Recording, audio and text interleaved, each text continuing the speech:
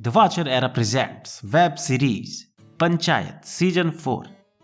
तो कहानी की शुरुआत होती है। सचिव जी डिप्रेशन में चले गए रहते हैं। पिछले सीजन में इसके और विधायक के बीच धसोड़ा धसोड़ी हुई थी ना, और उसमें इसने बनराकस को थप्पड़ भी मारा था। तो बनराकस ने इस पर केस कर दिया। तो इसकी इस बात पर जान सुखी हुई रहती है कि अगर केस में उसे सजा हुई तो एमबीए में उसका सिलेक्शन नहीं होगा। ऊपर से सजा कितनी भारी हो सकती है ये जानने के लिए जब यूट्यूब खोलता है तो यूट्यूब के वकील इसकी और फाड़ देते हैं। तो ऐसे में जब इसका टेंशन कम नहीं हो रहा होता तो ये आधी रात में प्रहलाद चचा के घर जाता है उनसे दारू मांगने कि शायद थोड़ी सी पीने के बाद उसे नींद आ जाए। पर दारू पीते ही इसका पारा और हाई हो जाता है और ये जोर जोर से बनराकस को गाली बकने लगता है। गाली की आवाज सुनकर विकास भी यहाँ जाता है क्योंकि उसका घर पास में ही था, जिसके बाद तीनों मिलकर दारू पीते हैं। पर इससे यहाँ होता यह है कि ये दोनों इसके गुस्से को ठंडा करने में कामयाब हो जाते हैं। पर गुस्सा ठंडा होते ही ये आधी रात में भूषण से माफी मांगकर अपना केस हटवाने का डिसाइड करता है कि अभी नशे में माफी मांगने पर उसका सेल्फ रिस्पेक्ट भी हर्ट नहीं होगा और सुबह होते ही ये सब वो भूल भी जाएगा। जिसके बाद बस फिर क्या, तीनों आधी रात में भूषण के घर पहुंच जाते हैं और अभिषेक इससे माफी मांग लेता है। पर भूषण भी कम तेज नहीं था, ये केस वापस लेने के लिए तो मान जाता है,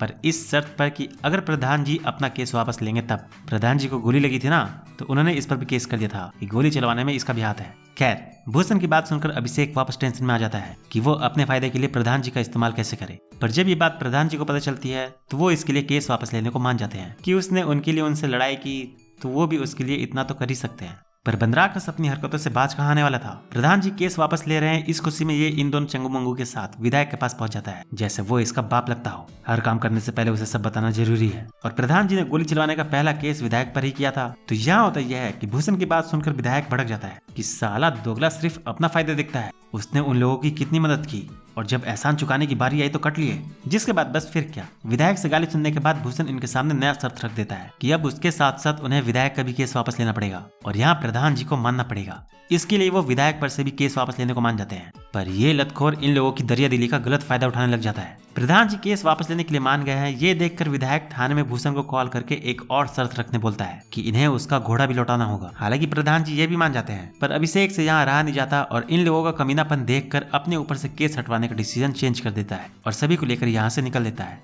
इनकी हरकत देखकर इंस्पेक्टर भी निकल जाता है कि जब वो लोग कंधे पर चढ़कर मुतने दे रहे थे तो माथे पर चढ़कर मुतने की क्या जरूरत थी।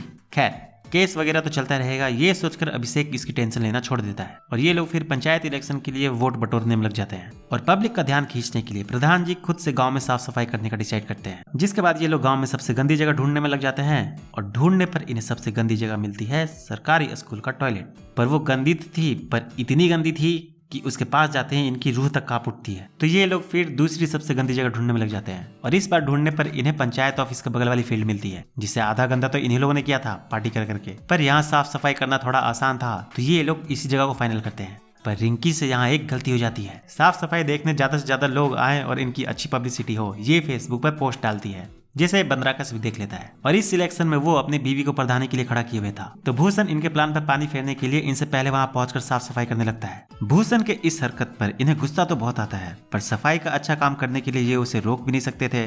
तो ये लोग थक हार कर टॉयलेट ही साफ करने का डिसाइड करते हैं। पर भूषण को बनराकस क्यों कहते हैं वो यहाँ फिर से साबित कर देता है। वो इन चंगू मंगू में से विकास को इनकी जासूसी करने के लिए लगाए हुए था। इसका भी नाम विकास ही था। तो जैसे ही इसे पता चलता है कि ये लोग टॉयलेट साफ करने जा रहे हैं, ये भी अपनी टोली के साथ टॉयलेट साफ करने पहुंच जाता है, जिस वजह से ये लोग अपने गुस्से पर काबू नहीं रख पाते और इनमें वापस मारापीटी शुरू हो जाती है। हालांकि लास्ट में आखिर में ये लोग जीत जाते हैं और इन्हें यहाँ से भगा देते हैं। पर गुस्से से बौखलाया भूषण इनसे बदला लेने के लिए कि प्रधान बार बार उस पर झूठा आरोप लगा रहा है कि गोली उन पर उसने चलवाई है, ये खुद ही अपना सर फोड़ लेता है और गांव वालों के सामने बेचारा बनने की कोशिश करता है कि प्रधान जी के बार बार कहने पर प्रधान जी के सपोर्टर्स उस पर पत्थर चला रहे हैं। वैसे अगले दिन विनोद और विकास में बहस चल रही होती है कि भूषण के जीतने पर उन दोनों में से उप प्रधान कौन बनेगा। और इधर विकास प्रहलाद चचा के दिए हुए पैसों से जमीन खरीदने की खुशी में अभिषेक और प्रहलाद चचा को लड्डू खिला रहा था। तो इन्हें लड़ता देख ये भी इन्हें बुलाकर लड्डू देता है, जिसमें से विकास ये कहकर मना कर देता है कि भूषण भैया का दुश्मन उसका दुश्मन। पर विनोद लड्डू को प्रसाद समझकर उसे खा लेता है। जिसके बाद भूषण को जब ये बात पता चलती है तो वो विनोद से काफी नाराज होता है।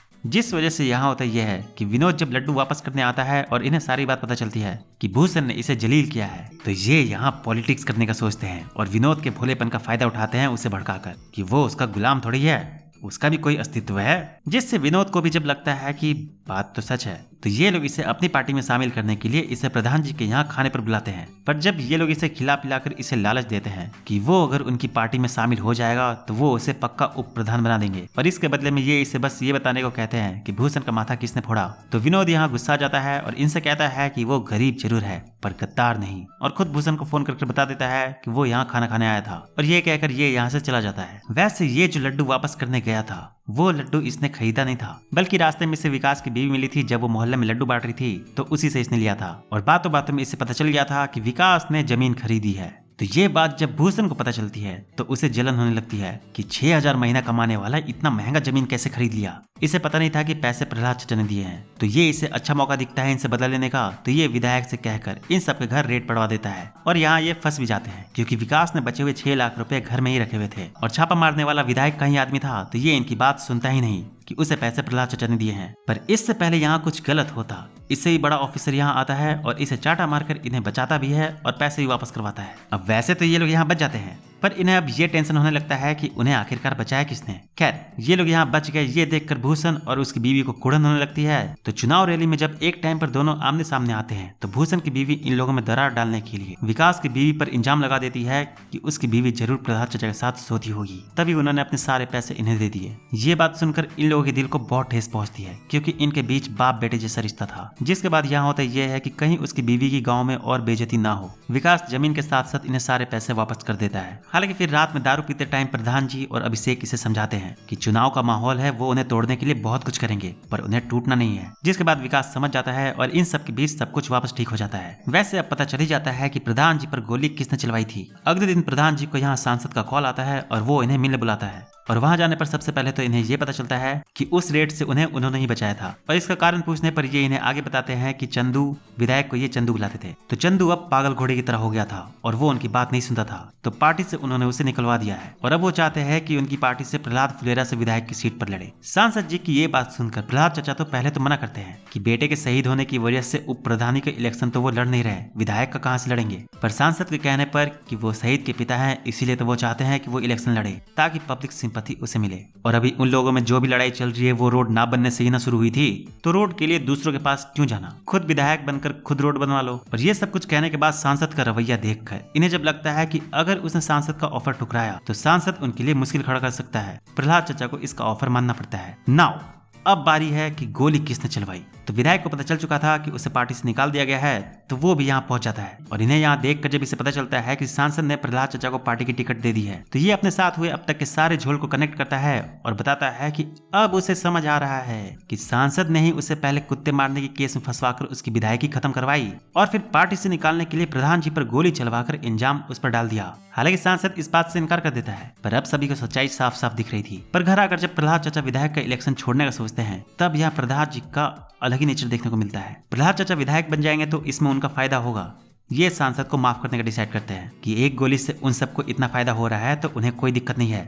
पॉलिटिक्स में ये सब चलता रहता है। ये जहाँ इन सबको इमोशनल टॉर्चर करके इन्हें सांसद के खिलाफ जाने से रोक देते हैं। खैर फिलहाल प्रधानी की इलेक्शन शुरू होने वाली थी और जब ये लोग जोर शोर से अपना प्रचार करने में लगे हुए थे तभी गाँव का ट्रांसफार्मर उड़ जाता है जिससे लाइट कट जाती है और उसे बनवाकर इनके पास अच्छा मौका था गाँव वालों को खुश करने का। पर यहाँ दिक्कत ये हो जाती है कि बिजली मिस्त्री विधायक के गाँव का था और फिलहाल अपने गाँव गया हुआ था। तो जब ये लोग इसे लाने जाते हैं तब विधायक का आदमी इन्हें घेर कर अभिषेक को दम पर कूटता है और इन्हें वहां से भगा देता है और इस बात का फायदा भूषण उठा लेता है और विधायक की मदद से खुद उस बिजली मिस्त्री को बुलवाकर ट्रांसफार्मर बनवा देता है और सारा क्रेडिट खुद खा जाता है। वैसे इस बीच अभिषेक और रिंकी की लव स्टोरी अच्छी चल रही होती है, पर इलेक्शन के रिजल्ट से पहले इनमें भी थोड़ी नोकझोंक हो जाती है। जब रिंकी इससे कहती है कि अगर उसकी माँ इलेक्शन हारी तो 3-4 महीने बाद जॉब छोड़कर जाना, और ये कह देता है कि ना उतना दिन कौन रुकेगा, उसे भूषण की बीवी के नीचे काम करना पड़ेगा, 3-4 महीनों में तो वो औरत उसका जीना हराम कर देगी। हालांकि इससे इनकी लव स्टोरी में कोई दिक्कत नहीं आती। खैर फाइनली इलेक्शन के रिजल्ट का दिन आ जाता है और शायद ट्रांसफार्मर बनवाना भूषण के लिए सही में फायदेमंद साबित होता है। ये प्रधान जी से 77 वोटों से जीत जाता है, जिसके बाद इनके तरफ खुशी की लहर दौड़ जाती है और इनके तरफ मातम छा जाता है। ऊपर से ये लोग प्रधान जी के घर के आगे जीत का पटाखा फोड़ने लगते हैं, जिससे प्रधान जी अपना आपा होकर पागलों जैसा बिहेव करने लगते हैं और अगले दिन अभिषेक को जिसका डर था वही होता है। रिंकी के कहने पर ये यहाँ 4-5 महीनों के लिए रुक तो जाता है, पर भूषण की बीवी इसे डरा देती है ये कहकर कि वो उसका जीना हराम कर देगी और इसी के साथ ये सीजन यहीं खत्म हो जाती है। तो यार बस इस वीडियो में इतना ही। वीडियो कैसे लगी कमेंट करके जरूर बताना और इस तरह की और वीडियोस और सीरीज देखने के लिए चैनल को सब्सक्राइब करके बेल आइकन को प्रेस कर लो। तो मिलते हैं नेक्स्ट वीडियो में, तब तक बाय। और हाँ जाते जाते वीडियो लाइक जरूर करते जाना।